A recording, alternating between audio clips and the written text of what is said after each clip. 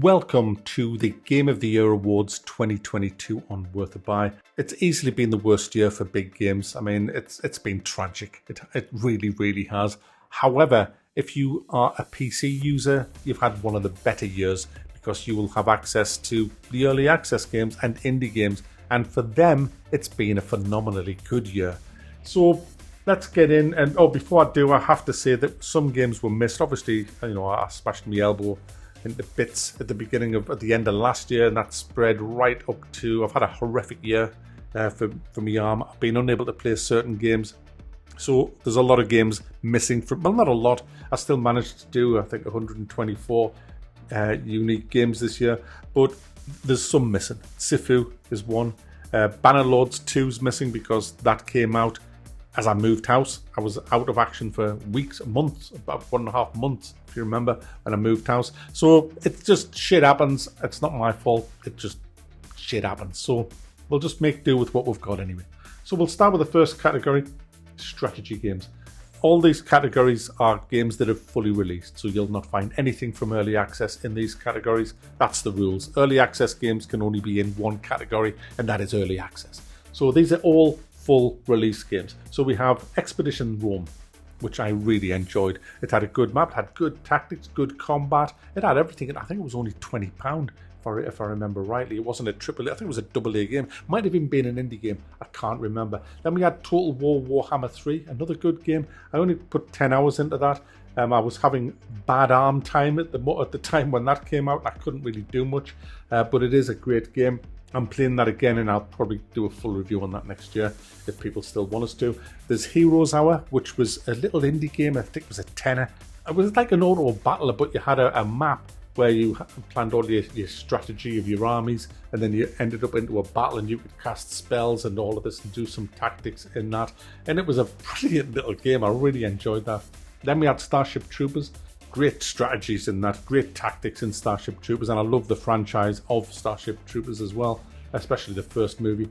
And this game, it lacked the numbers, but it made up for that in the game design, the world design, and it was a really good game. And then last but not least, we have Regiments. Now, Regiments was, I think that was Microprose who made that, one of the kings of strategy.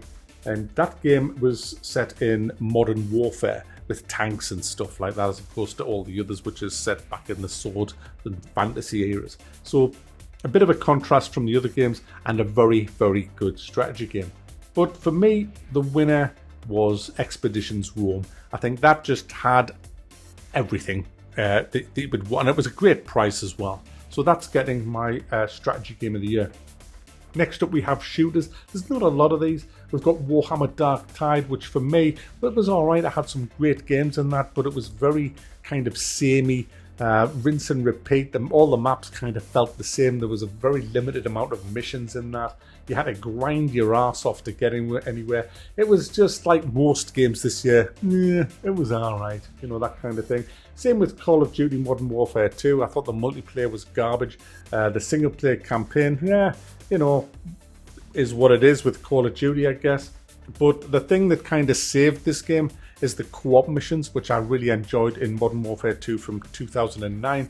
So that's why that's up there. Also, Asonzo is up here. That's a first-person shooter set in World War I. I had some really good fun in that. But again, it's just a kind of averagey, mediocre kind of game. But there was one that was better than average, that was actually very good, and that was Postal Brain Damaged. Who gives them? Give it a big fucking gun, and a big fucking gun, a big pile of anything gun. Who gives them?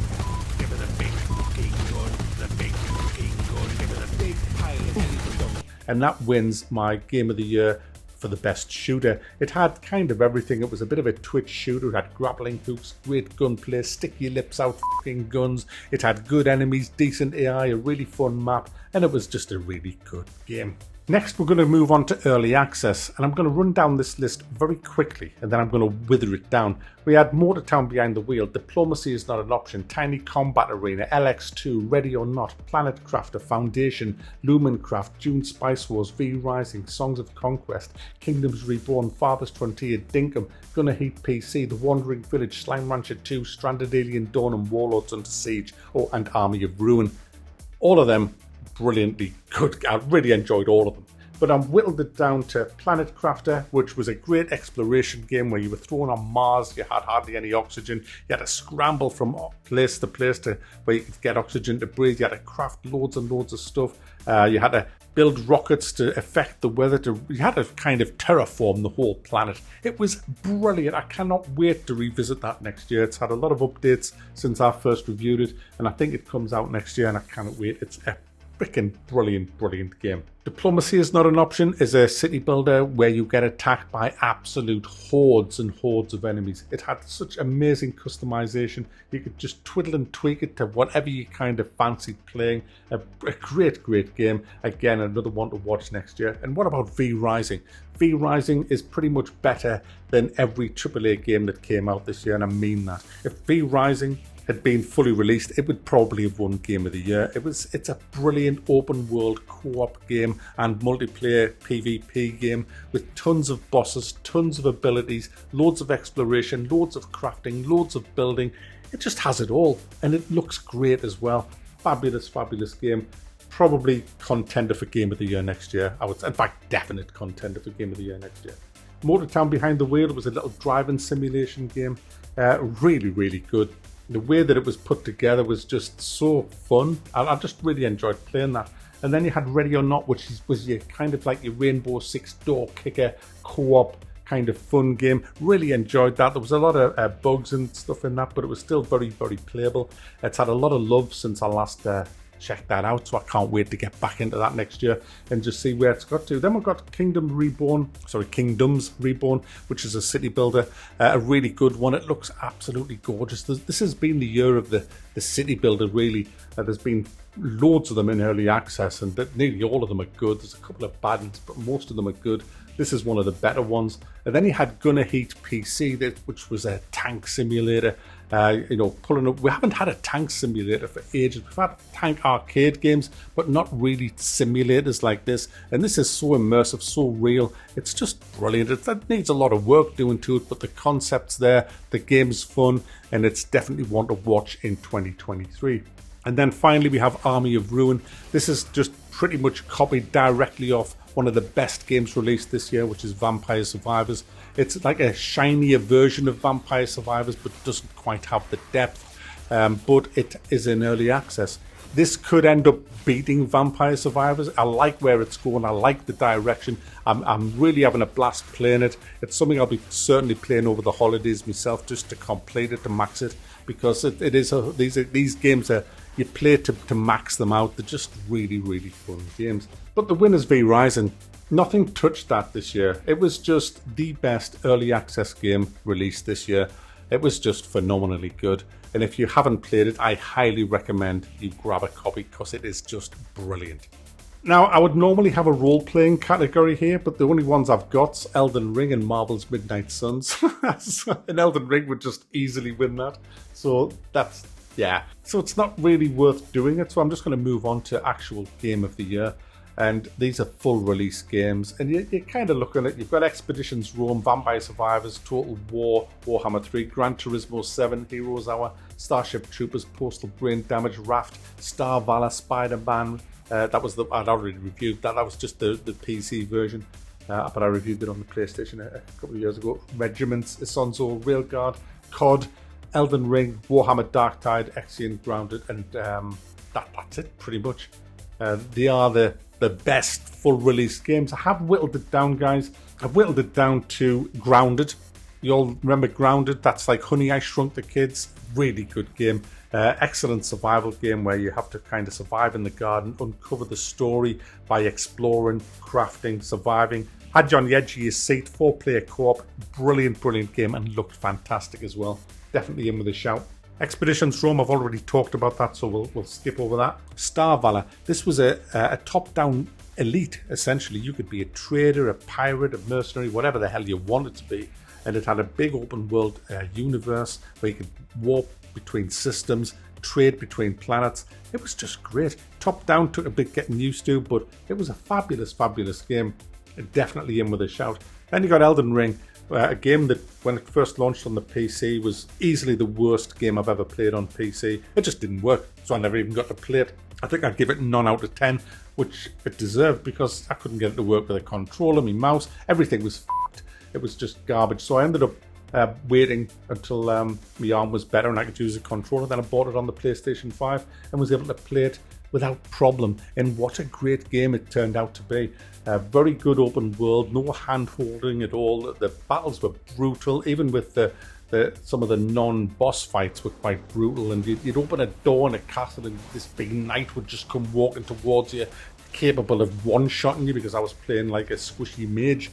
And it was just bottom squelchingly kind of, you were shitting yourself half the time, and in some of the fights you're pleading with yourself not to die. It was just great. There was lots of weapons to choose from, lots of classes to choose from. It was just a great game in an open world, but it was quite flawed with some of the AI was crap, and you could I didn't like the fact that you could just ride all over the map, avoiding every mob easily, going into the high level zones as a brand new character and just nicking all the good weapons. It kind of, yeah. But overall, a fabulous, fabulous game. And then you got Vampire Survivors. What can I say about... Well, I'll tell you what I can say about Vampire Survivors. It looks like dog's vomit. It looks awful. The graphics is all this pixelated crap. Honestly, no, I don't like pixelated crap. But guys, I've played this game for 93 hours and it costs £3.99. And I've played it for nearly 100 hours, guys.